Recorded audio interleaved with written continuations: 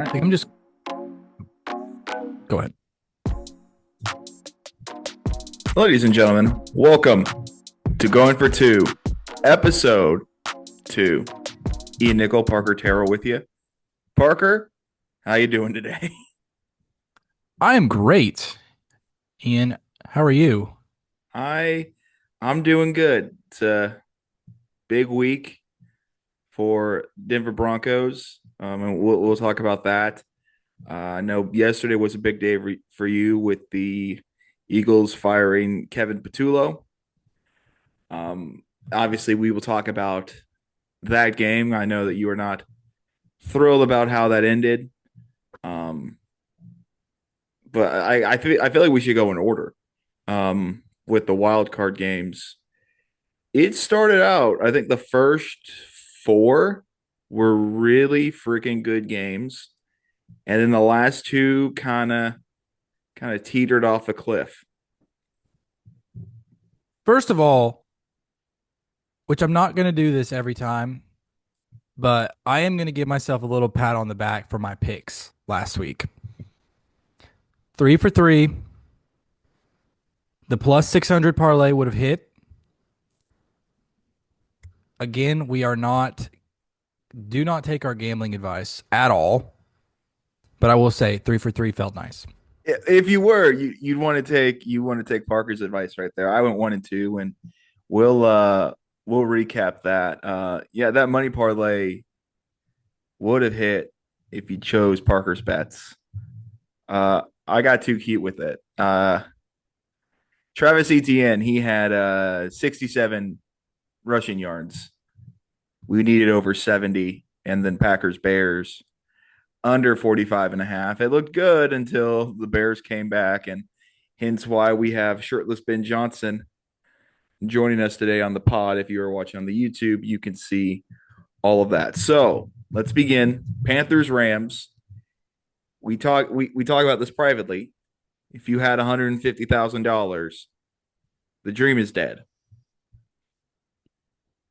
The dream is dead. The battle is lost, but the war goes on for the Panthers' resurgence. They picked up Bryce Young's option for the 5th year, which was way up in the air before this season started. Former number 1 overall pick. They put out a great effort against a really good Rams team at home, and they came up short. That was, like you said, an interesting and entertaining game against the Rams, who, before the playoffs started, probably would have been my pick to go to the NFC Championship game. And they didn't look great, but they got the job done. Panthers are officially labeled as frisky for next season. And if you had 150,000, will live on forever as what perhaps saved the Panthers franchise. Absolutely, I agree with that completely. It kind of went a little bit like the last game they played, even though the Panthers won that game, and this time the Rams won. The Panthers really took stride in the second half there, and Bryce Young looked pretty good, but Stafford, Nakua, all of them got it done, and now they're going to go take on a Bears team who just turned it on in the fourth quarter. I got done with my stuff early, and I was like, I'm going to watch whatever's left of this game. It was like the second quarter at that point. I was like, oh, okay, this might be it.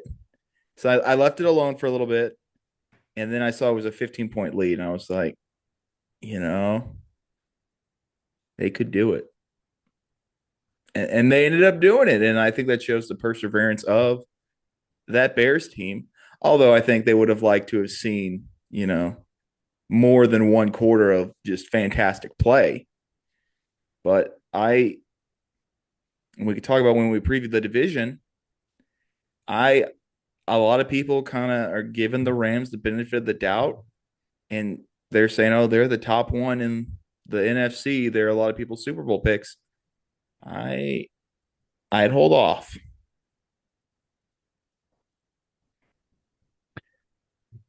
I think that the Bears certainly exercised a lot of demons at Soldier Field and that night. They've seen so many losses in that fashion. It starts off, I'm texting you, uh oh, here we go again. A weakened Packers team comes into Soldier Field and beats the favored Bears, even though I think the Packers were the favorite line wise. Yeah, I was like 1.5, I But think. you know what? Ben Johnson has taken a lot of flack this season, and it all comes down to that. Even if the Bears don't go any further in the playoffs, they were able to exercise a lot of demons. I think I do think it's safe to say that Caleb Williams has established himself as a guy. Hmm. I will say, maybe not on this podcast, but I have always been a Caleb Williams defender. I've always thought he's good. Mm-hmm. And there's just stuff that he does that there's not very many other quarterbacks that can do. Truly, the off platform throws. I mean, there's a throw that he made in that game off of 1 foot that it is just him and Mahomes and Josh Allen that can probably make that throw, honestly. Maybe Herbert too. And his ability to scramble, his ability to make off platform throws. Yeah, he was missing guys. And he'll miss guys. But the highs outweigh the lows, and I liked his speech after the game. I thought it was a real leadership type moment from him. Good for the Bears, man. I'm happy that Bears are back. Bears are back. And I think if you're the Packers, I think you have a lot of questions. I mean, I know you have Jordan Love, but and I think there's going to be a lot of what ifs. Like, hey, if we had Micah, if we had Tucker Kraft, maybe we win that game. I don't know. And I think there's a lot of concerns with Matt LaFleur, even though I think he's a great coach.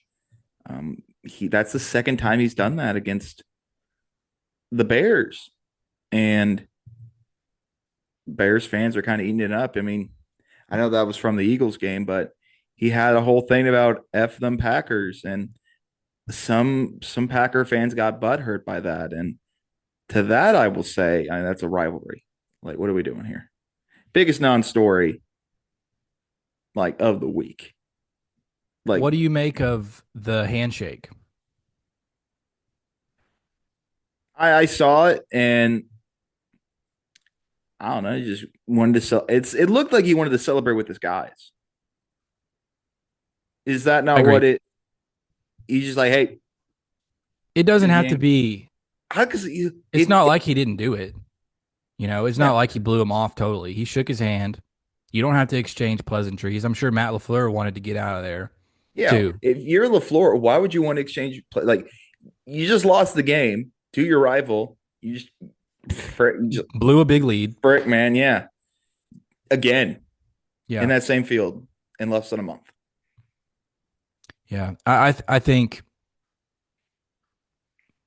it's easy to see that even though I love Dan Campbell, I do think Ben Johnson was a major part of the Lions' success. And Yeah, he's a, l- a little bit, I'm not going to call him a tryhard, but you could perceive him as that, I would say. It doesn't matter though when you're a leader of men. And he seems to be that, and it seems to be exactly what the Bears needed and what Caleb Williams needed. He's injected life into that franchise and into that city. I think they have a good chance um, against the Niners, they play the Rams. against the Rams. Sorry, mess up. Yeah. No, you're good. You're good. The seating is weird. The seating's weird because of the lowest. the lowest deal and the highest seed goes here and See, I all that. thought the Niners were they not the 5 seed? No, the Rams were the 5 seed. The Okay, see, I Niners were thought the the 6 seed. Niners. I thought Niners were 5, Rams were 6. Okay, No, because you would have played the Rams last week. would have lost to them too. Probably would have got blown out. We'll talk about it.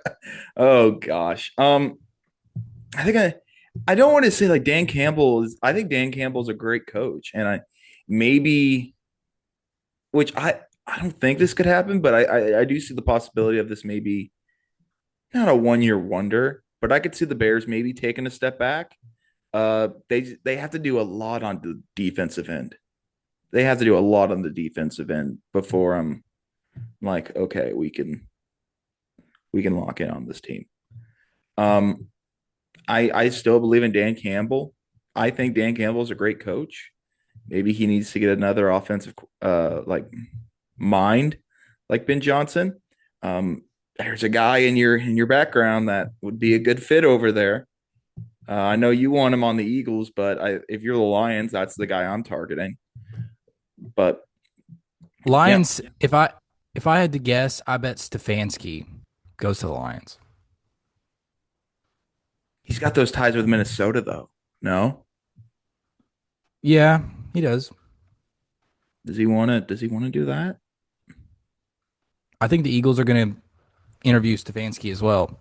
Well, and we'll talk about all that. But Yeah, um, if you just look at what the Lions did this year, which I understand Aaron Glenn walked into a really tough situation with the Jets, but if you saw what they did and then you see what the Bears did, you kind of see, you know, the full picture of what was going on with the Lions. That's just my opinion. and I mean, what I feel like benefits Dan Campbell, he is a kind of an offensive mind because he played tight end, but also I think he coached linebackers or something. He coached something defensive. Um, so you kind of get the best of both worlds with him. So he's more of a CEO, really. But he's also just a dude. You got a dude CEO running the Lions, and I mean that's what makes him exciting. Yeah, Even though they're not in I the agree. playoffs, and we should be talking about the playoff teams. What's the But next one? Bills and Jaguars. I'm gonna Great give game. a one last Duval.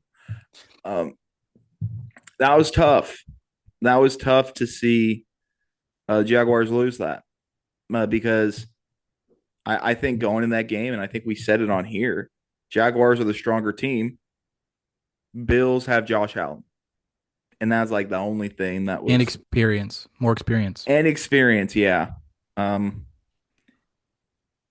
crazy like first couple of minutes or last minute in that second half because we're if you because they got that playoff, and then I think they said the Bills went off sides as they were trying to spike it, giving Cam Little, South Oklahoma native, a 54-yard field goal, and he misses when he's been like pretty dominant. He's made the 68-yarder and the 67-yarder, two biggest kicks and or longest kicks in NFL history. If he makes that, I mean, it's overtime, and maybe the Jaguars aren't going that aggressively, and maybe we see a whole different outcome in that game. That's what stands out to me is that big what if, because also you have a lot of people saying that ball don't lie in that scenario because I think there was 0 seconds on the clock when it actually was spiked. So that could have been a huge play, but it kind of worked out. Yeah. It sometimes when you've got two evenly matched teams, which is what we talked about last week, about how close these teams were, it all comes down to plays like that. Mhm. And especially in the NFL and in the playoffs. You know, a flag here, a penalty there, a missed field goal can be the difference. And and I think that yeah, if you're a Jags fan, it's tough. If you're a Jags fan and you're a reporter, you comment on that after the game and tell the coach to keep his head up. Look, Give your thoughts. Give your thoughts. I saw the clip. I have done zero research. I do not know who that was. I don't care. Unless that is his direct family member or wife, you do not need to be saying that in a press conference. We both went to journalism school. It was ingrained into us the value of being neutral. Like you have to be neutral. Even if you work for the team, maintaining your journalistic integrity is key. And I'm not saying that this lady compromised her integrity, but it just was confusing. And I didn't think it was warranted. And like I said, I don't think that that should have happened, but it happened. A lot of people think it was a nice moment. People who didn't go to J school thought it was a great moment. My mom is sending it to me like, look at how nice this is. But as someone who was a part of that world, you're someone who's actively in that world right now. I thought it was out of bounds as a reporter to be congratulating a coach like that. That's something that you can say to them maybe off mic. Like I understand you've spent the entire season with them and the off season. You're probably going to spend the next off season with them and you do get a relationship with them. It's critical as a reporter to develop a relationship with coaches, players, and staff. I just felt like that was something that maybe could have been saved for something off mic. So, from what I have seen, is that she's a news reporter, and what I'm guessing is that she doesn't follow the team like much, and that she was there for the playoffs essentially, which is fine. Because I think if you're going at it from a news perspective, like you're not following the team all day, like I don't know, maybe that's the first time she met her. I want to give her the benefit of the doubt because while it was a nice moment, I think a lot of people in my position, if if it is somebody that is new that's doing that, you're going to get reprimanded. There's going to be some sort of punishment there. And I'm not saying what you did was wrong. I think you do that in private. If you really want to say that, I think that's maybe not the right place for it. I'm not saying it's like, how dare she? I, I think it's a kind of, you got to know where you're at. And I think she's been doing it for 20 years. So maybe she's in a spot where she can do that and her bosses are okay with it. But if I do that in my position, I am getting in trouble. I'm getting in trouble big time. So that's kind of where I'm looking at it. Cause like, great, you could do that, but there's also consequences. It's certainly, case by case basis, Mm-hmm. obviously. But when you are a reporter, it is not your job to congratulate the coach like a fan. And for that to happen on something that's being recorded and it's going to go out to the world. I mean, yeah, I thought it was, like I said, out of bounds. Do I think she needs to be raked across the coals? Absolutely not. She seems like she has experience. She's been doing the job a long time, whatever. But like you said, if you went up to the coach of Bigsby after they just won and was saying stuff like that, that would, I don't know if it would get you fired, but you would certainly get a talking to because that's not your job. You're not a fan. Yeah. Well, I mean, the landscape of media is changing because when you think about it, like not to dog on John Boy, but John Boy, like they're Yankee fans and they are doing stuff with Aaron Boone. They are one of the probably the more accredited sites, social media platforms. They're accredited by the MLB all the time. And I mean, we talk about Barstool. Barstool, they are fans.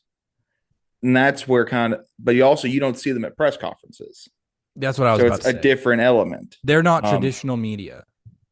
yeah, It sounds like this reporter was. yeah, and you know what? Because I think maybe she's with a newspaper, or She's let not me, just an influencer, yeah, you know, and Lynn that's all I Jones. really have to say about it. I don't think we should dwell on it much longer. We agree on what happened being odd. The first time I saw it, I was just like, this is weird. This is odd and this is not normal. For as a person who's been in lots of press conferences, I know that's not normal. Now again, have I seen reporters go up to coaches off mic and be like, "Great win, coach." Stuff like that. Of course. All that happens all the time. Mm-hmm. But in that instance, it was more than that. And like you said, it probably could have just been something in private. Yeah. I guess she is in the local media. I'm not. Okay, Jacksonville Free Press is where she works. So I imagine, because I think it does say she's a news reporter. I don't. Maybe she didn't see about, like, I don't know, but I'm sure she's been there before. All of that, yada yada. It's a weird situation, and I do feel like it's been overblown.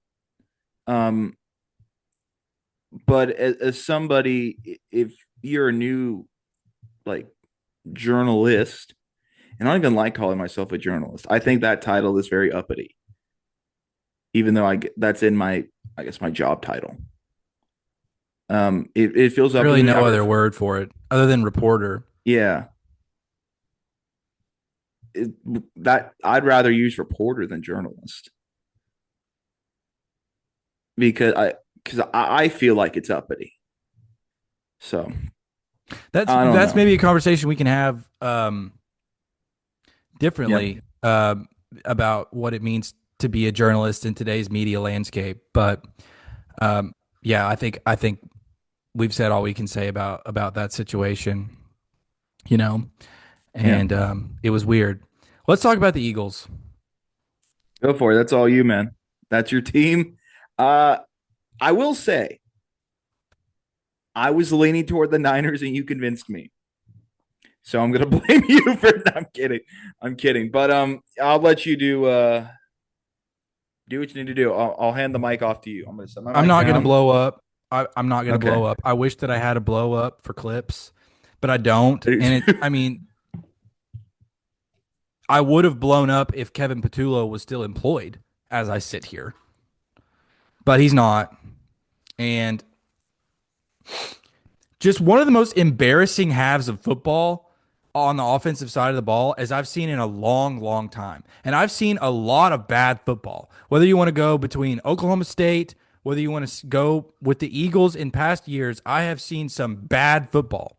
But to sit there and watch our defense go out there time after time and shut down a Niners offense that has just been decimated, including the captain of their team and their leader, George Kittle, blows an Achilles early in that game.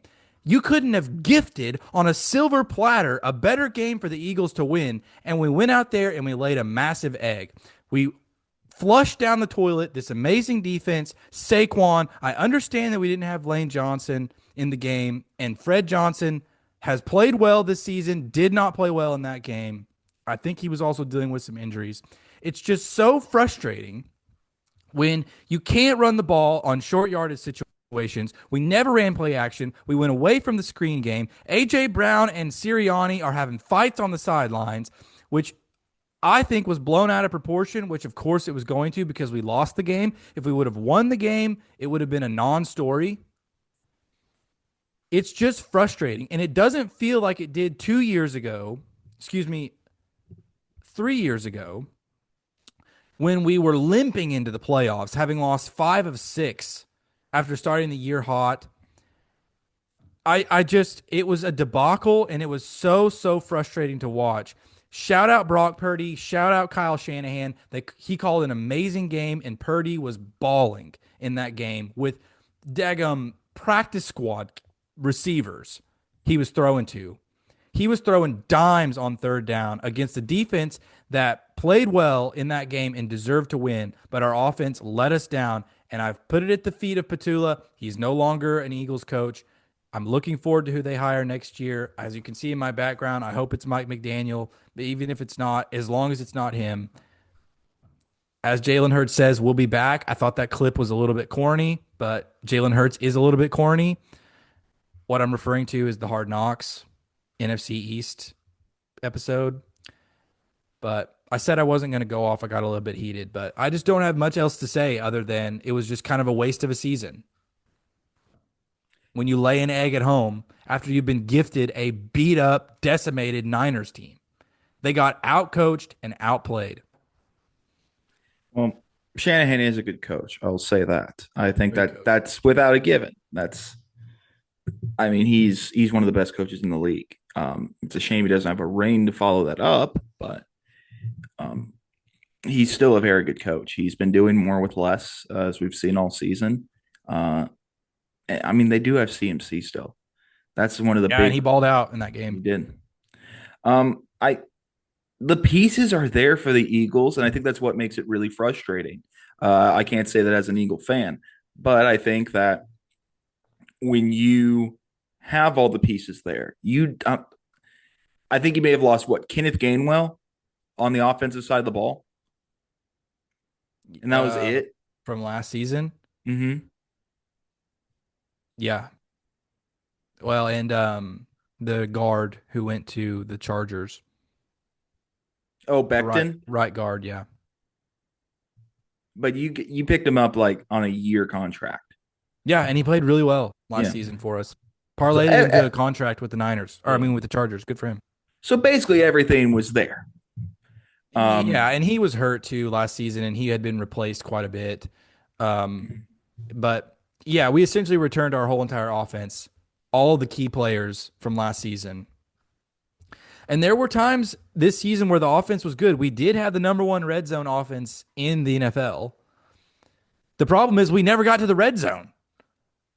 And just the difference, and I understand Kyle Shanahan is one of the great offensive minds in the NFL, but just seeing what he could scheme up against a really good Eagles defense coached by Vic Fangio, maybe the best defensive coordinator in the NFL, versus what we were doing against the Niners team playing three practice squad linebackers, their fifth, sixth, and seventh stringers. I mean, come on. They don't have JJ Watt or TJ Watt. Back up. Bosa, I'm getting heated Nick again. Bosa, Nick They don't have Bosa. Nick Bosa. The Steelers were on my mind. They don't have Nick Bosa. They don't have Fred Warner. And we can't even run the ball with Saquon. It's and even still, we gave ourselves a chance at the end. We had the ball. And it just uninspired play calling and just baffling decisions offensively, which was going to be a problem after. I mean, you could see it throughout the season.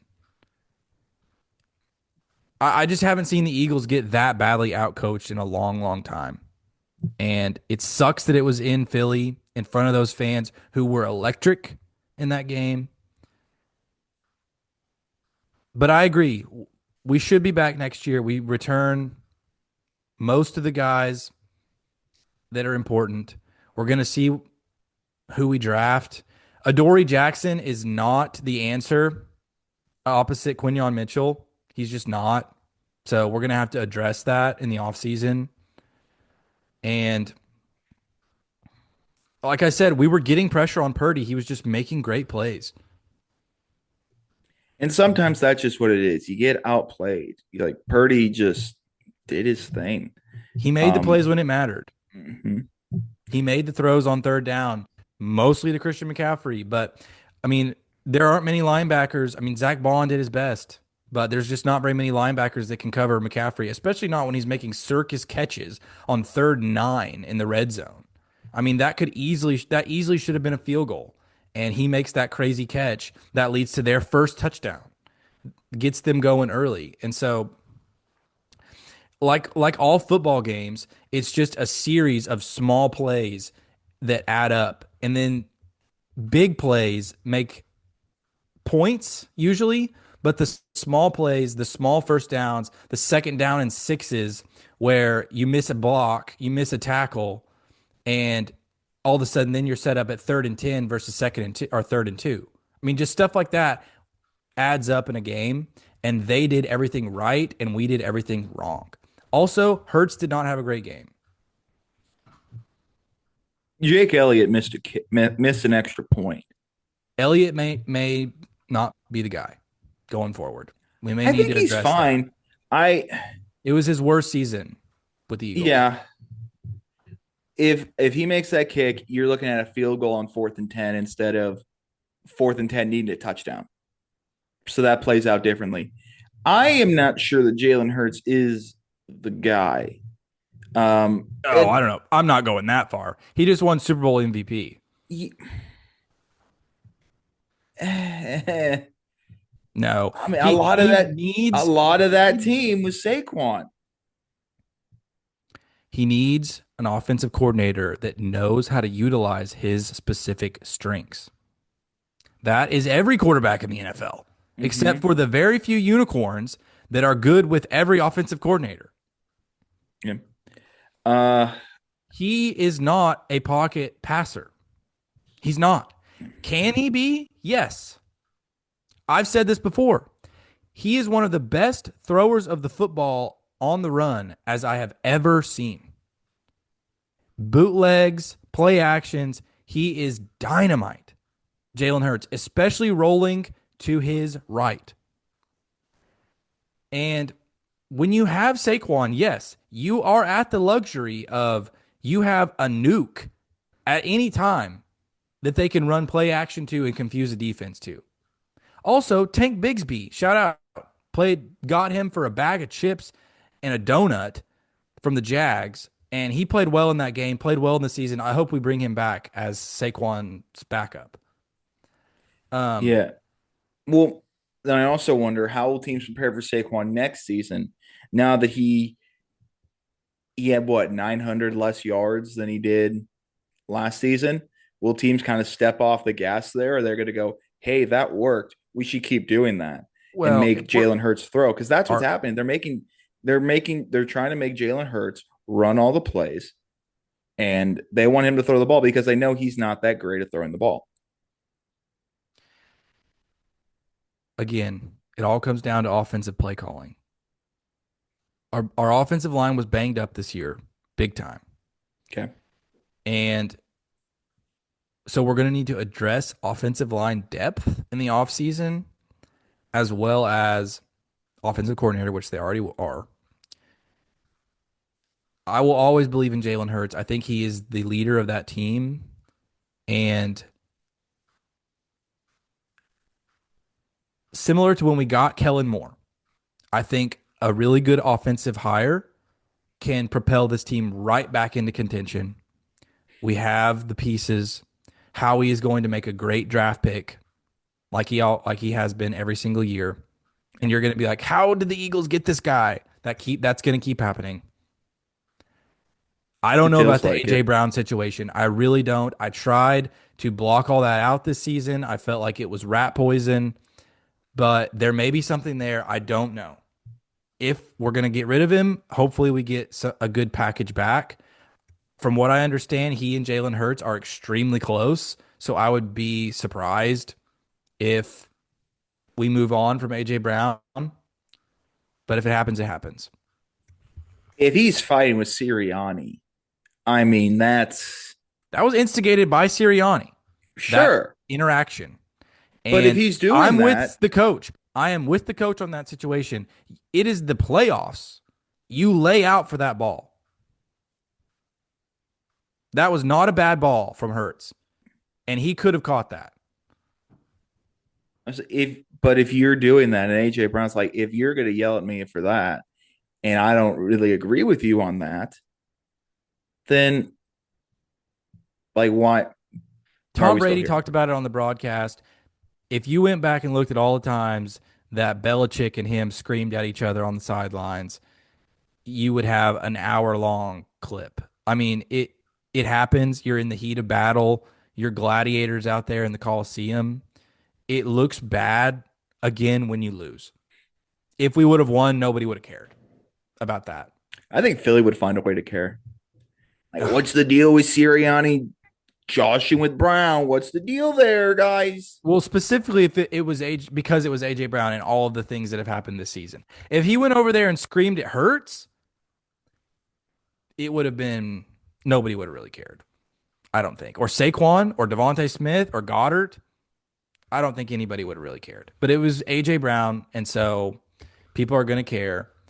And AJ Brown's been in the league a long time. He's been coached hard before.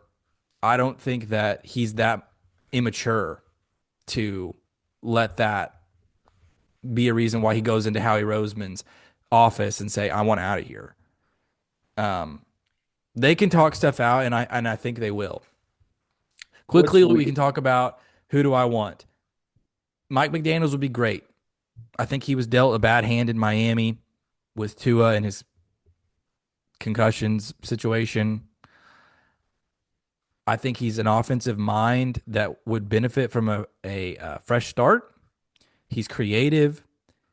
He would be able to utilize Hertz's running ability.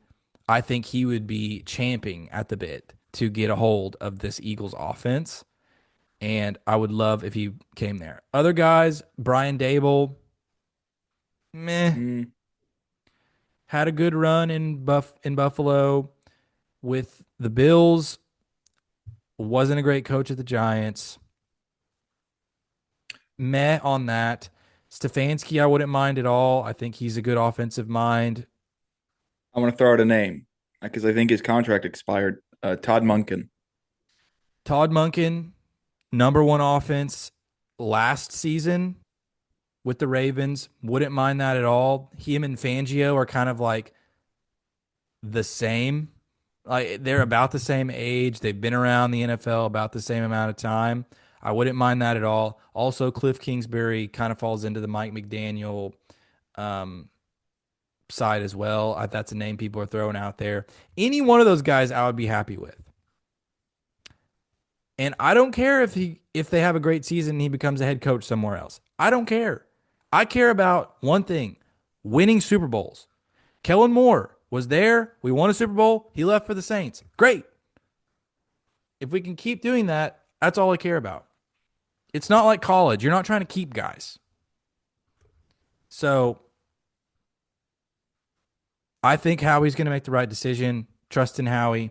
This season was a disappointment. There's nothing else you can chalk it up to other than a disappointment. I understand that we're the first team in 30 years to win the NFC East back to back. I don't care.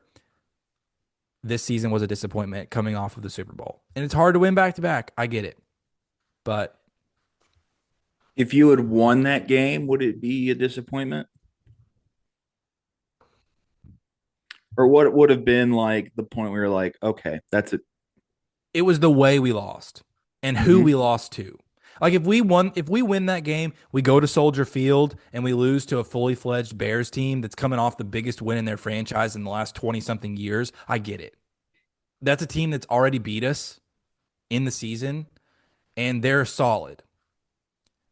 To lose to a completely decimated Niners team that had to just outcoach you in the second half only to win is just frustrating at home. And you just add in all the stuff that we talked about, the fighting on the sidelines, the frustration and all that kind of stuff. It just to me it just chalks up to a disappointment of a season. And yeah, it's not like we went 7-9, but we had a lot of expectations going in and we had a tough schedule that we navigated all in all. I thought we navigated our really tough schedule pretty well. But at the end of the day, I felt like that's a game. the one home game that we get in the playoffs, I thought we should have won.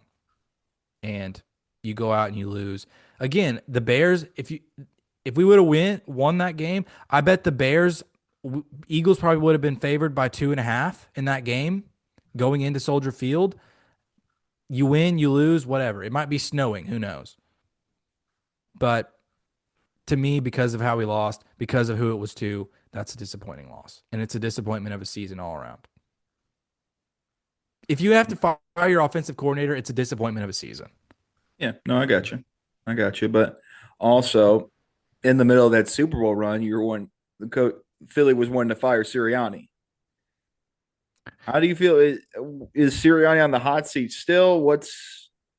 No, What are your opinions on no, him? because Petula and him were really close. And I'm sure that that was really hard for him to see that happen. Petula, a key part of last year's Super Bowl run. He was the passing game coordinator. Um, but I mean, yeah, if they would have not made a change, or if Sirianni would have said no, we're fine, then yeah, that would have been bad for him. But we're immediately moving on. I like Sirianni. I don't think he's on the hot seat. Okay, So so let's talk about Chargers Patriots. That ugly was a game, whole lot of nothing. an Herbert, ugly, ugly game. Glad I picked the under. I think the Chargers need to just take all their money and devote it to some semblance of an offensive line. I understand guys got hurt before the season even started. I get that. But Herbert needs help. I He's one of those guys. I mean, I texted you during the game. I was like, he just got killed. Herbert just got shot by a gun, is what it looked like in that game. He got a helmet to the chest and collapsed as if he was a gunshot victim. And I said, what are we doing here? I mean, Herbert's one of the top five most gifted quarterbacks in the league. Not saying that he's a top five quarterback. I'm saying he's top five most gifted easily, maybe top three. And they're just out there letting him get killed against a Pats team that they played well. I wasn't sold on them, but they played well in that game. And we'll see how they do in their next game. I'm still not sold on him. I'm not. 16 points. Okay. Defense was fine, but also that an offensive line is banged up. Uh, I don't know. I don't. There's nobody in this playoffs that I feel good about. Every team is beatable, and that's Haven't what's seen the made. Seahawks or Broncos play yet, though. We haven't, but I still feel that way about both of those teams. And then the Texans took it. They knocked out the Defense, Steelers. defense, defense. The Texans defense knocked out the Pittsburgh Steelers. That defense is insane. They're scary.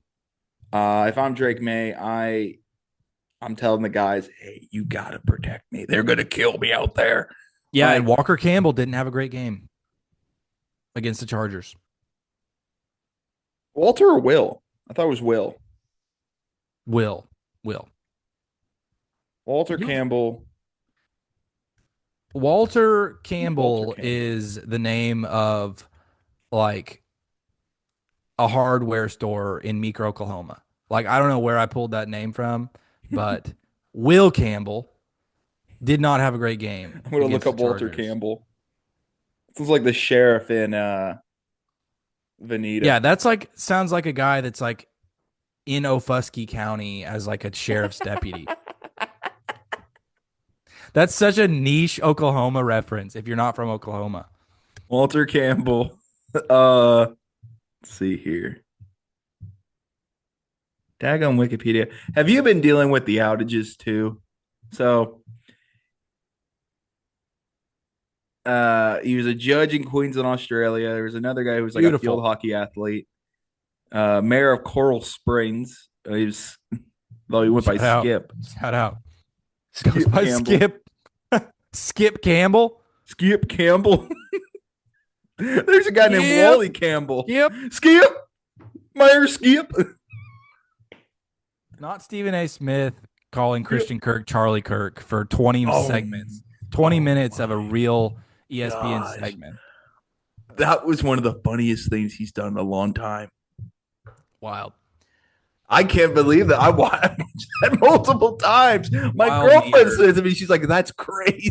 She's Wild like, meter. when we saw Wild. Charlie Kirk throw for catch 8 balls, and everyone just looks, he goes, Christian Kirk. Oh my gosh. But That is what that like that's why you tune into First Take. that's all time. That's all time clip. That's an all-time clip.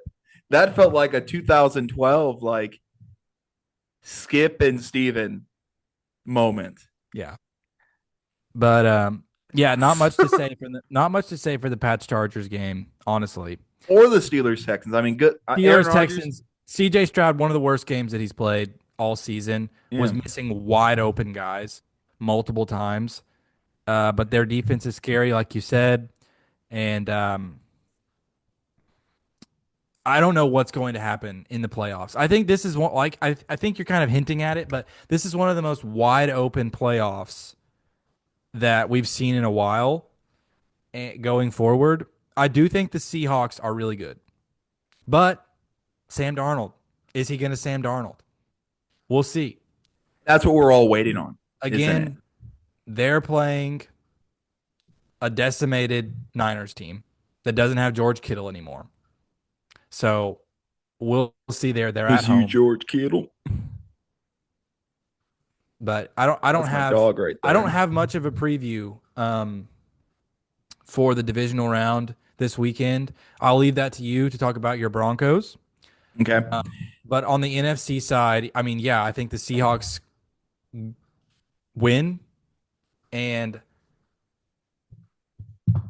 I think the Rams bounce back. I do. I don't know if that leads to them winning, but I do think that the Bears are coming off a major, major high, and the Rams are coming off of a low.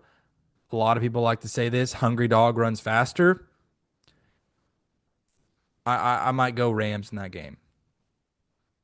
They're playing in the cold. That's okay. I don't know if Stafford Stafford played. He played in a dome. He Stafford's a played in a dog dome though. a bunch. Stafford's a dog. He is a dog, but I want. This is a game I might go over on because I think both offenses are going to sling it. Um, and then I really like the Texans. I really do.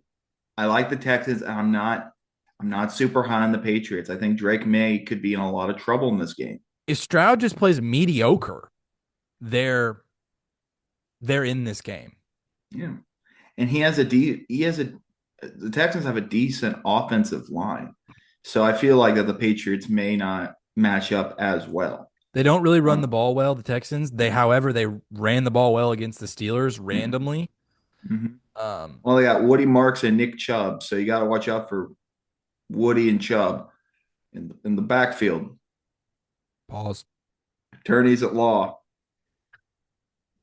Woody, But Woody and go Chubb. off on your Broncos. All right, here we go. Bang, bang.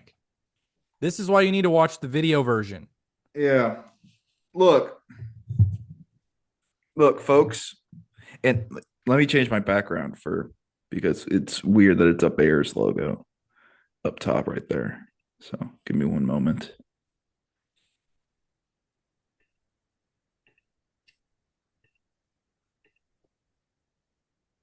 Give me a moment. All right, folks, listen. I know. Well, I gotta move that rope. I know you've heard the hype about Josh Allen and how great he is, and how rich he is, and his girlfriend is rich, and was in that movie Wife, Sinners. Still haven't seen wife. She's pregnant with Josh Allen's baby. Josh Allen's baby boy is gonna have a dad with the guy that could throw it beyond these mountains. But the Bills are beatable. I'm telling you right now, the Bills are beatable. They're getting a lot of hype, and I'm not sure that they deserve it. Other than the experience that they have, I think the Broncos running game is better. I think that Sean Payne's a better coach than Sean McDermott. We got a Sean battle coming up. I don't like that. I think I would have rather played the Texans because although the Texans did play Pittsburgh, altitude and everything, but the Bills are adjusted to the cold, so that doesn't help either. It's a 50-50 game. Do not let anybody fool you otherwise. This is a 50-50 game. This is a toss up, and I think the Broncos could win because they are the better team. They have the better defense. The only advantage that the Bills have is Josh Allen. If you contain Josh Allen, you win this game and you go on to the AFC Championship game. And if that, and regardless, this season was a success. Don't let anybody tell you otherwise. I don't care if they were, a one seed. 14 games is a lot to win. If they make it to the AFC Championship game, I will be very happy. If they lose this game, I will be bummed, but I'm not going to say that this season was a disappointment. This is revenge. Also, wild card weekend last year, they had to go to Buffalo and they got stomped. You don't think that sticks out in Nick Bonito's mind? You don't think that sticks out in Bo Nix's mind? You don't think that sticks out in Sean Payne's mind? They're going to be hungry. And because of that, I think the Broncos will win. I'm nervous as heck, but I think the power of the Bronco, they're gonna get it done. I'm gonna go with a score of 20-17. Beautiful. Thank you, Bronco. That's been your Bronco minute with Bronco Ian. Shout out. Arriba. Let's go to college quickly. Let's. National championship game, Indiana versus Miami, coming up Monday night. I think we both agree that Indiana's going to win this game. They're the team of destiny. We talked about it last week. Mendoza from Miami, Cuban going down. I understand Miami is the University of Miami. They're going to be playing home field. But how much of a home field advantage is it really? Yeah, Indiana travels well, and they're going to take that as a challenge for sure to show up down there. I think Signetti and his dogs. I think this is a blowout. 42-21. Yeah, I think Indiana's defense eats Carson back alive. I'll go one step further. I'll go 49-10. Great. I don't think we have much more to say on that. Yeah, I mean, do you want to talk about the Fiesta Bowl? It was a good game. Was a good game. Peach Bowl was Indiana. I'm just looking at Indiana. Indiana's just a buzzsaw. They're a buzzsaw right now. They're like Bixby. It's crazy. I think the Fiesta Bowl was a great game, a good showing from Ole Miss. Valiant effort. A team that lost their coach. For them to make the run that they did, I thought was admirable. There's a lot to build off for them. Sounds like Chambliss isn't coming back next season. He got denied that eligibility. Waiver, deny it again. Stupid. But TJ Finley can play. Cool. Yeah. If you don't know, that's a guy who's been at like 7 different schools. Chambliss had a health problem. He missed the entire season. Why is he not able to redshirt that? It's ridiculous. It's a dumb ruling. The NCAA is so stupid with college football. But there's so many things that they do right in other sports. They just moved the transfer portal in college basketball. They moved it to the day after the national championship game. That's the right call. There's so many things that they like, and I'm not trying to say like, oh, the NCAA is great, but they have screwed football up so much. And then when you look at the other sports, like, hey, they're doing pretty all right in those. That's something we can talk about in the offseason. That's a great offseason topic. I agree. And next week, we might give a recap of the college football season, or at least some type of summation of everything going forward. But we're aligned on Indiana. Yeah. Let's go to the Thunder. Thunder finally beat. Go ahead. You want to do the money field goal while we're on the football? Yeah. Deal? Yep. All right. So Parker, really good at this. 3-0. He had Miami minus 3.5. He had the Chargers Patriots under. He had the Bills money line minus 112. That was a 600 or plus 600 parlay, and he nailed it. I went 1-2. I had Indiana minus 3.5. Packers Bears under, and I had Travis Etienne over 70 yards. And obviously two of those lost. So right now, Parker's 1-2. I am Parker is 3-0. I am 1-2, excuse me. And now we go to the division playoff. So Parker, you have the hot hand. Would you like me to go first, or would you like to go first? You have the honor, sir. Okay. I'm gonna put the mask back on again.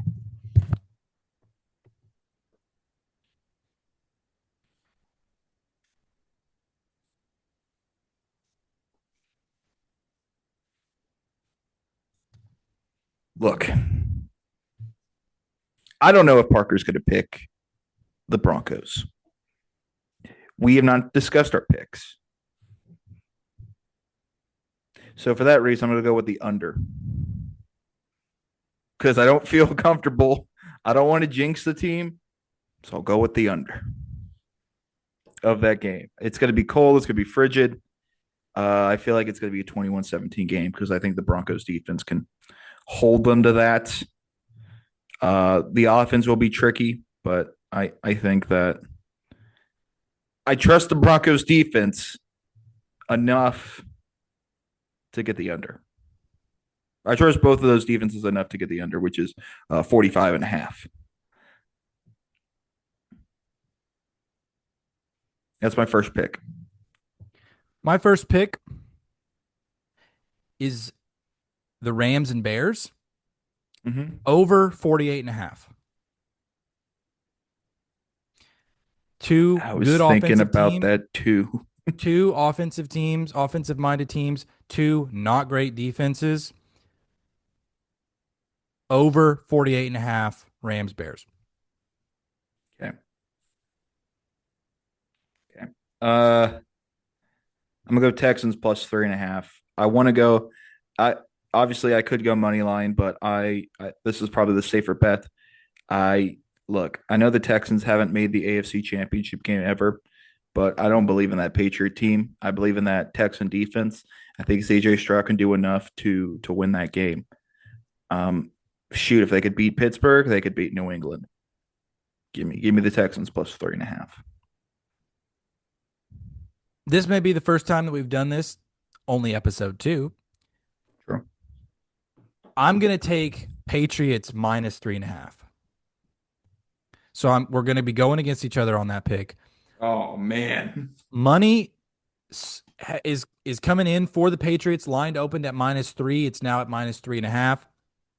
I actually think the Patriots are going to win this game. And I'm not going to go money line because I'm going to put my money where my mouth is, hypothetically, and I'm going to take them to win outright or win with the points.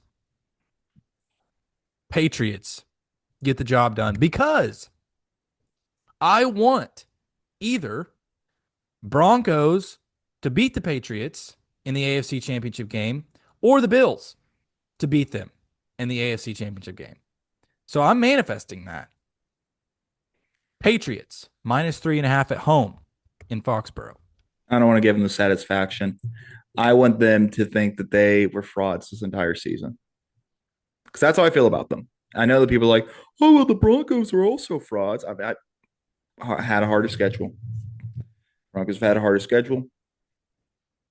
And I'm more convinced by the Broncos than I am the Patriots. I don't think that's biased. Uh Dadgummit, you had the over. I love that pick. I might take it, but I've been hyping the Bears up. Um, I'll take. I'm gonna go with a few. I'm gonna go not a future. I'm gonna do another player here. Huh. You said the over. I might as well do a touchdown. Give me Kyle Mangani, anytime touchdown, plus 220. Run it down. I take that back. You know what? No, give me Loveland. Give me Colston Loveland. Anytime touchdown. I don't feel good about my Patriots pick. You don't? You want to change it? No, no, I'm not changing it. I'm riding this high. Wait, I don't want to Um, go. I don't want to go Loveland. I'm so sorry. I'm changing it again. I'm over. I'm thinking, or frick, I'm over thinking my picks. Even though, uh, give me a Dune. I'll take Romo Dunze. Anytime anytime touchdown. touchdown plus 245. Okay. That final answer. I love a good anytime touchdown pick. My last I pick. know. Sorry, go ahead. My last pick is going to be. This may seem easy, but I don't care. I'm taking Indiana minus 7.5, minus Oh, you eight on and a alt half, spread? Eight minus and a eight and a half? half. I thought about it. I also thought about just going straight money line with them. I'm taking Indiana minus the points. All right. I might. I do not feel good about these. I feel good about the over Rams Bears. I do not feel great about the other two picks, even though I say that. I feel medium to average about the Indiana pick. Do not feel good about the Patriots pick. I'm going against my own gut feeling on that. See how that plays out. But a lot of pressure on me this week. Start when you start 3-0, there's a lot of pressure. Yeah, I feel like you'll be okay. Um, I feel like you'll be okay. I love the over, by the way. I want to mention that. I don't as much we probably could just like copy picks. I don't want to do that, so that's why I went with Loveland. But I think that's a great pick. The I over thought right about there. going moneyline Broncos with you. Oh, thanks, buddy. Yeah, no, I couldn't pull the trigger on it. I when it's your team, I feel like I can't. I don't want to mush. So at least if it's the under and that hits or it doesn't hit, I will be okay with that because that means Yeah. it was a All good right. game with points. Yeah, That was what are we calling that segment? money field goal. That Or was you our could, money field goal segment presented by no one yet. If you're a sponsor out there and you want to sponsor that segment, contact us at Parker Terrell 2 or Ian Nickel. or you could just DM the Twitter. Yep. We also have an email going for to uh, letter two or number two. What am I saying? At no IP at gmail.com. Send us your emails, your Send us your thoughts. email. We're not responsible for your gambling habits. Nope. Gamble Not responsible responsibly. for anything. Not responsible for anything. That's on Finally, you. let's talk a little bit about the Thunder. Finally beat the Spurs. Pretty dominating fashion, honestly. Mm-hmm. Thought we played great. Don't have a lot of notes. I think we can all just kind of calm down. We are at the exact same record as we were last season at this point in the same exact at the same exact point of the season, and I think the Thunder are going to be just fine. Like I said last week. Yeah, it was nice to get the one, but I was never really super worried about it. I was like, you know what? We get them back in the playoff, it's whatever. Um, but yeah, it was nice to get that win, and it was pretty convincing. So I'm happy with it. It looks like they're back on track. Um, we'll see where the season takes us. I don't think they're going to do anything crazy at the trade deadline, which is I think a month ish away. But it'll be fun to see how this team plays because the schedule's going to beef up here really quick. I think they play the Nuggets a couple times. They're going to play the Timberwolves a few times. I think the schedule ramps up just a little bit. Yeah. Not that it hasn't been like super hard, but it's just gonna. Like they have the Rockets tomorrow night on Prime. That'll be fun. That will be. 4.5 is the line there. I'll Sticking with watch. basketball, a couple of Yeah. interesting results in college basketball last night. Kansas blowing the doors off of number two Iowa State. Thought that was interesting. Right as people were starting to rumble that maybe Bill Self has lost his fastball, they go and beat the brakes off of them. Darren Peterson is is good. Didn't have his best game against them, but he is really good. Darren Peterson. Well, what was really funny is last week I had the Kansas TCU game on and was watching them come back like crazy. And who did they got blown out by somebody, didn't they? Like fairly recently. Uh they lost to West Virginia. Yep. And then they had this performance. And they had It's lost to UCF before TCU. yeah. But also those two were away games. Maybe it's Yep. just a matter of them just being at home and the fog is like that much of a home field advantage. I Iowa think State's first loss of the year. it is. Yeah. And I want to talk about this. Arizona, I think, is a team to beat in the NCAA. Arizona's Arizona's really, really good. Arizona, they've They been play doing it all tonight. year. Rivalry game, Arizona State. Ooh, I will be watching that. At least trying to. 9:30 on FS1. Woo, we love a good late night basketball game.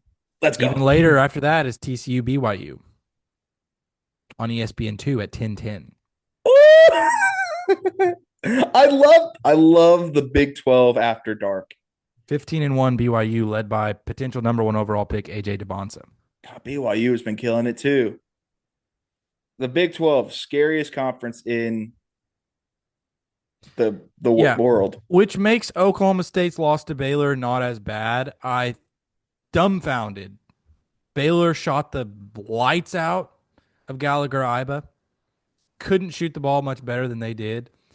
Frustrating loss though in front of a almost sold out crowd. Lutz has said that that's not the standard that he's wanting to set for this program. That's just kind of one of the games where you burn the tape, move on. I watched it. It was ugly. You just burn it, move on. They play Kansas State at 9 p.m. Must win. That is a going for two pod labeled must win. They're playing in Stillwater at 9 p.m. That's actually kind of If they want crazy. to bank the tournament, must They win. got to win that game. No, I get you there. I get you there.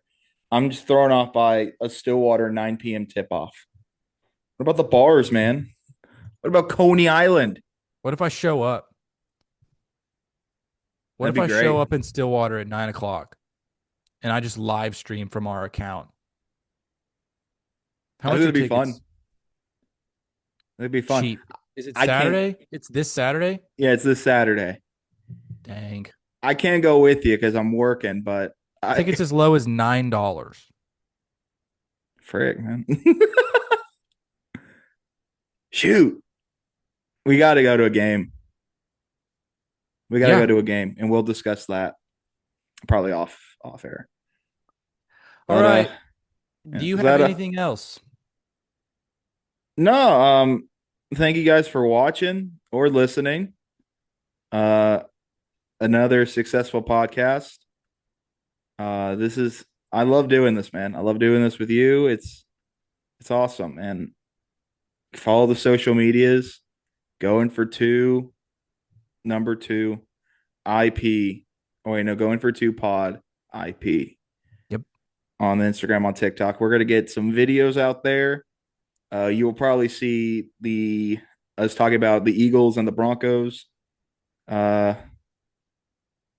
give us some segment ideas as well. I think that'd be fun. For sure. That is a Oh, wrap on yeah. episode 2. We got Thank wait, you we all. need to do an extra point because I know that I don't have an extra point to give. So, um, well, okay, how about this? What's an Olympic sport you think you would crush? Beach volleyball. Winter Olympic. Oh gosh. Because that's coming up, and It's a good question. Uh, I want to look through all the Winter I Olympic feel like sports Winter real quick. Olympics are so specialized. They are. You know, it's that is something like you have to all Olympic sports you have to train your whole life for. But that's kind of like there's a lot of equipment involved Yeah. with Winter Olympics. So let me. I mean, today, right now, if you were like you have 4 years to train for the next Olympics. I would have to say I'd have to go with like curling. That's the only thing that I could think that I could be competent at. Because I'm not learning how to become a world class skier or snowboarder in that amount of time. Certainly not hockey. What if we did a? What if we bobsledded? Bobsled's interesting. We could do a Figure joint. skating, No. come on. I no. If No, that's hard. That's crazy hard. There's no way. yeah, They start that when they're like can walk. yeah. If you're not walking, you're not. Speed skating, no way. So That's tough. special. It's all so specialized. I could do a mean ski jump on the Wii Fit.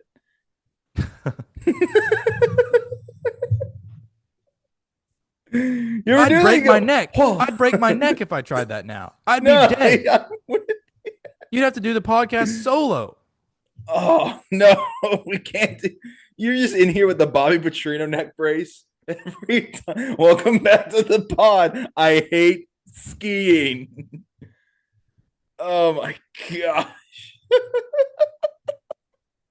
Not a big Winter Olympics guy unless it's in the US, True. but I will be watching and I will be rooting on our team. That another thing with the Winter Olympics is like the US is never going to win the medal count. Yeah. So that's always kind of like whatever. Whereas summer So, we dominate. how many people do you need for a curling team? This is an important question. I think it's just two. Is it two? I thought it was Yeah. like three. No, it's three because you need somebody to pull the Oh yeah. rock. Three. You got to have the sweepers and the thrower. We got to have IPL curling. Let's go. Levi, we miss you. Shout out Lee. We got to, Um, Bob, what we can what have our summer own. Olympic sport would you pick? Oh, shoot. I'd say easy answer basketball, right? And I could just What? do like I do the Halliburton thing and just sit on the bench. Say, great, good job, guys. No, That's one of the harder ones for me. I wouldn't pick that. I would have picked like shooting a no. gun or beach, but my pick is beach volleyball. Um, You know what? Maybe I'll go Marty Supreme, go table tennis too. I yeah. think Shout I out haven't Marty seen Marty Supreme. Supreme, but I think that'd be fun. I have great movie. I got rowing. Phew, that's a lot of that's way too Rowing much is really work. hard. That's way It, too much work. what about just like here's a new Olympic sport, just subtle rowing. Oh, Yeah, casual rowing? casual rowing. Like you're not really going anywhere. You're just out. Also, if you catch a fish, I think I'm just asking for fishing in the Olympics. Yeah, you just want like a Bassmaster tournament, but Yeah, in like but the you have to row Poconos or out wherever they there. have it. Yeah, you have to row, and you get like a bunch of fish. Like, where's the next Olympics? L.A. Australia? This no, it's in L.A. Mm, are you sure about that? 2028,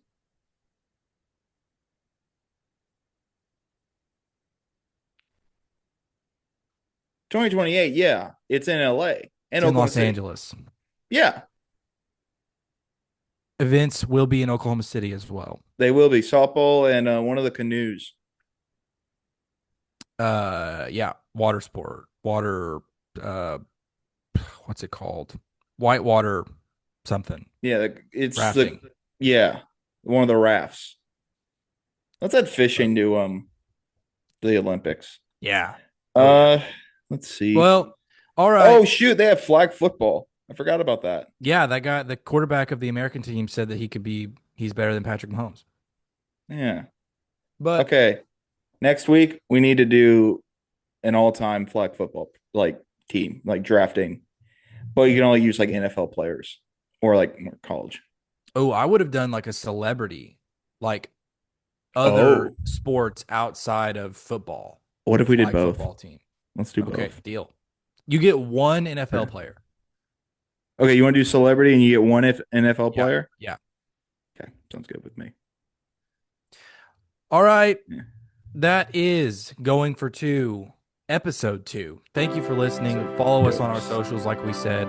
We are on Apple Podcasts. We are on Spotify. We are on YouTube. Follow us both, Ian Nickel, Parker Terrell -2. We love you all. We will see you next week. See you later.